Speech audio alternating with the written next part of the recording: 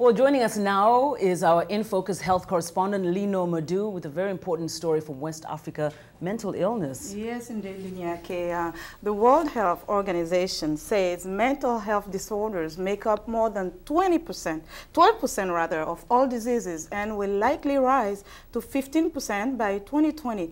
I was recently in Abidjan, Côte d'Ivoire, and visited the Yopougon Center for Children with Disabilities.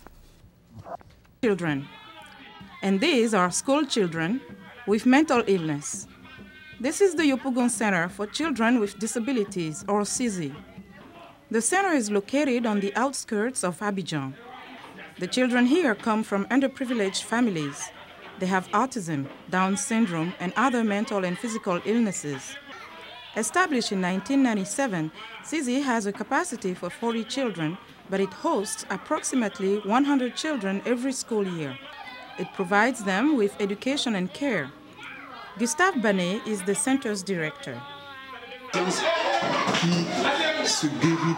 What we do here is to help them overcome their handicaps so they can be independent from their parents. For those with physical handicaps, we provide tools or equipment such as wheelchairs. For those with mental handicaps, we teach basic skills so they can function on their own. Mental health experts say the range of mental illnesses around the world is roughly the same in developed and developing countries. Rich or poor, black or white, men or women, all are affected, but getting treatment for mental illness is difficult in many parts of Africa. Yves Massa is the father of 6-year-old Christian. Christian has autism. Since the diagnosis a few years ago, Massa has struggled to find proper care for his son. The first priority is finding experts to help the child. You can find some centers, but they are set up more as a daycare for various disabilities. There is nursing specifically for autism. Although finding mental health care in Africa can be a great challenge, Gustave Banet at the Yopougon Center says another challenge is for parents to embrace their child's condition. Sometimes parents feel guilty about giving birth to an imperfect child, and very often the mother is held responsible. When parents bring their children, we ask them about their stories, their background. At times they say it is a curse, a bad spirit, or something of that nature. Culture, society, and tradition make it very difficult for some families to accept the handicap. There is also the stigma that comes with illness that they are afraid of. So we educate parents so they can understand and accept their child's condition. The World Health Organization says 1 in 4 people will develop at least one mental or behavioral disorder in their lifetime. Sometimes these illnesses are genetic, passed down from generation to generation. Sometimes they are triggered by traumatic events. Yves Massa says he does not understand how his son developed autism. He just knows the difficulties it presents. A person with autism needs to be stimulated constantly.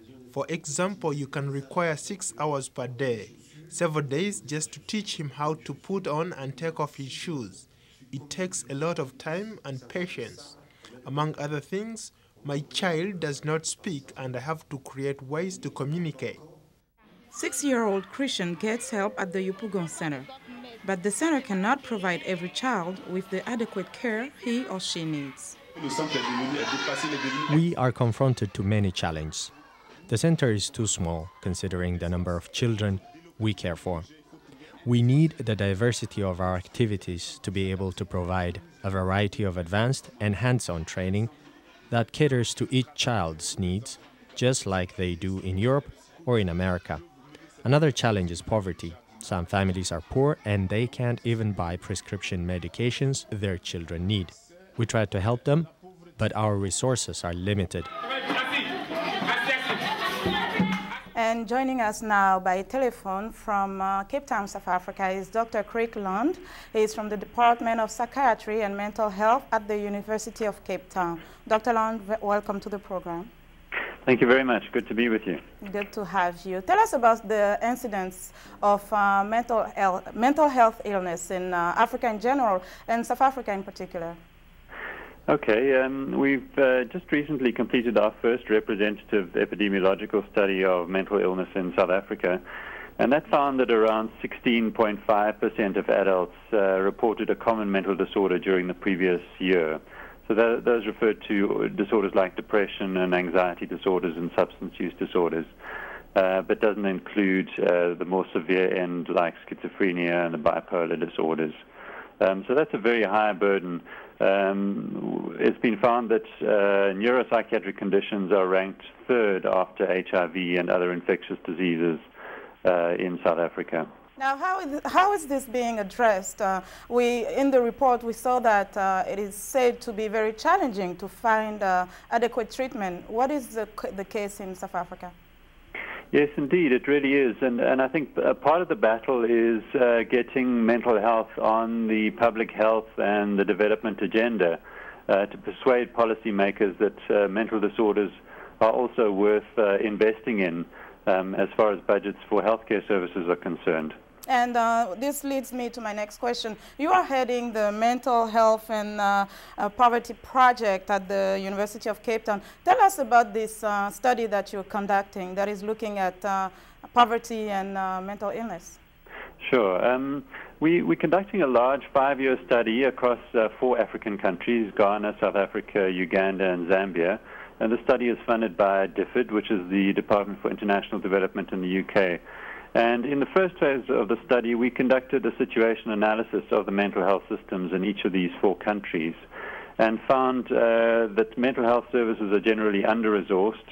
There's a widespread stigma and misconception about mental illness and beliefs, for example, that these conditions cannot be treated, whereas in fact there is good evidence that they can be treated. And as a result, mental health is often very low on the priority list. And Dr. Lund, thank you so much. That's all the time we have for today, and thank you for joining us from South Africa. Okay, thank you. Well, thanks, Linord, for shedding that light on such a very, very important, underreported story in Africa. Absolutely. Yeah. For more information on these stories, please go to voanews.com.